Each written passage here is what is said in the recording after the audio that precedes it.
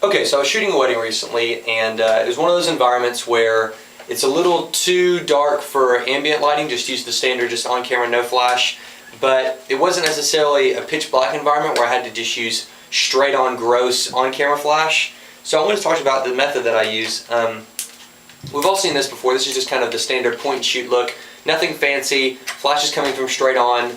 It's a small light source. The key to getting a soft light source is to get it as big as possible. Obviously this is a very small light source. It's a very small face, so it's going to be very harsh. We've all seen what that looks like. It's okay. It's just nothing that great. So this would be one option to shoot with in the environment. There was some windows and the ceiling height was changing. So one way that some people shoot is they would just bounce it off the ceiling, which would be fine, but the ceiling height was changes all over the map. And so that wouldn't work either. So I needed a solution that was kind of like this and kind of like this, because I needed the consistency of this but the softness, if you will, of this, because by bouncing it off the ceiling your light source becomes this huge softbox that's nice and soft. Softbox, yes. So what I chose to do was, this is not my method, I didn't make this up, so I don't want to get credit for it, I'm just sharing how I did it.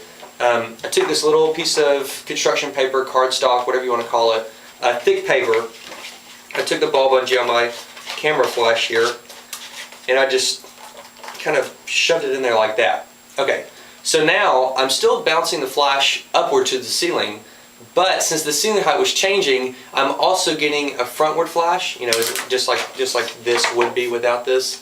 So I get kind of the best of both worlds, where I'm bouncing off the ceiling, I get a nice softbox, but I'm also pushing light directly forward to kind of avoid the raccoon eye syndrome, or whatever you want to call it, kind of fill in shadows of the face.